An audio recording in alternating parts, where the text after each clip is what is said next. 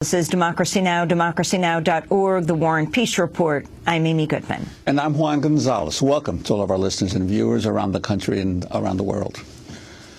We begin today's show by looking at the ongoing sexual abuse scandal plaguing the Catholic Church. Newly elected Pope Francis recently made his first public statement on the issue.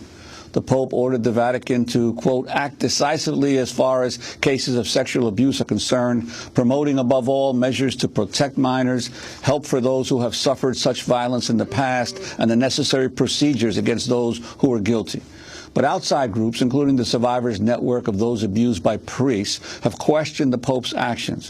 While serving as Cardinal in Argentina, Pope Francis was criticized for failing to meet with abuse victims.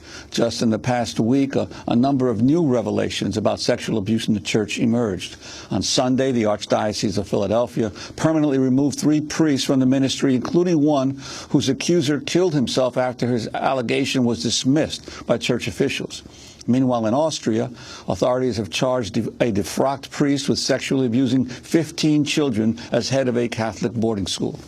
We're joined now by Bishop Thomas Gumbleton, the former auxiliary bishop of the Detroit Archdiocese. He's been a vocal supporter of victims of sexual abuse within the Catholic Church. In 2006, he revealed he was sexually abused by a priest as an adolescent while in the seminary. Last night, Bishop Gumbleton spoke here in New York at a benefit for SNAP, the Survivors Network of those abused by priests. Bishop Gumbleton has also been a leading voice for peace, justice, and civil rights for decades. Bishop Gumbleton is a founding member and past president of Pax Christi USA and a founder and former president of Bread for the World. Since becoming a bishop in 1968, he's traveled throughout the world calling for an end to war and the abolition of nuclear weapons. Bishop Thomas Gumbleton, welcome to Democracy Now! Thank you very much. It's great to have you with us. You spoke last night here in a church in New York, not far from where we're sitting right now, and you said you dare say a Catholic church would not have allowed you to speak there. Yes, that because ordinarily SNAP, the Survivors Network, is not welcomed in Catholic churches on Catholic premises, which I think is wrong, obviously. They're people who have been victimized in very cruel ways within the church, and instead of pushing them away, I think bishops and church leaders should draw them in and welcome them and truly listen to them. From the very beginning of this crisis, I think the Catholic bishops made a huge mistake in turning it into a legal situation, going to their lawyers right away, because then immediately becomes adversarial. That's the way our justice system works. So the victims now become the enemy. And instead of dealing with them in a pastoral, loving, welcoming way and trying to help heal what's happened to them, they get pushed away. And that gets carried out in something like being not allowed to speak on Catholic premises. Bishop, I'd like to ask you in terms of the impact of this almost unending series of revelations about abuse in the church. It has to be the biggest crisis in Christianity since Martin Luther launched the Protestant Reformation in terms of the overall impact on the entire institution of the church. I'd like to ask you first, what's been the impact on ordinary parishioners and Catholics, how they see the institution, and also the enormous economic toll that this has taken on the entire church, as you see Catholic schools closing in parish after parish and properties being sold off while the church pays off these huge settlements?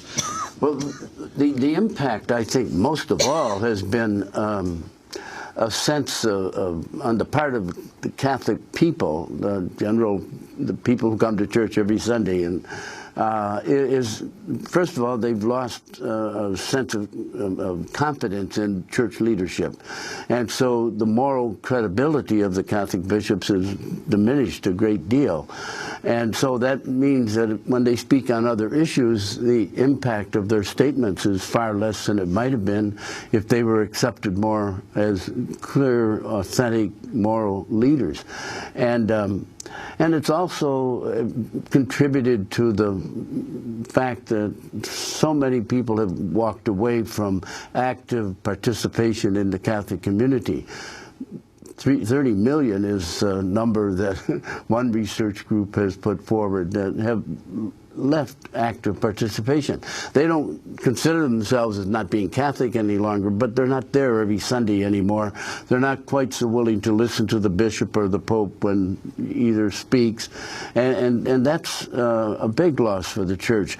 As far as economics are concerned, the closing of Catholic schools I don't think is impacted by this. There are so many other reasons why that's happening. But the Catholic Church has not been wanting for funds for a long time, and I'm not concerned about the fact that because of the way this whole crisis has been handled, the church is having to pay out huge sums of money. That's not good, but a good part of it is covered by insurance too. So when the bishops speak about not having any funds to cover their social programs and so on, that isn't a reality. So many of those programs actually are funded by government sources too. So that doesn't ring true to me, that we're going to not be able to do what we're supposed to do. The church doesn't need to be a rich, very wealthy corporate type of institution. We're going to go to break. When we come back, I want to ask you about Pope Francis, the direction he will go in, and also talk about why Bishop Gumbleton is no longer a bishop, not even a parish priest, how he was forced out. This is Democracy Now!, democracynow.org, The War and Peace Report. Back in a minute. Thanks so much for watching this report from Democracy Now!, your daily independent global news hour. We don't accept advertising or corporate funding, but rather rely on donations from viewers like you.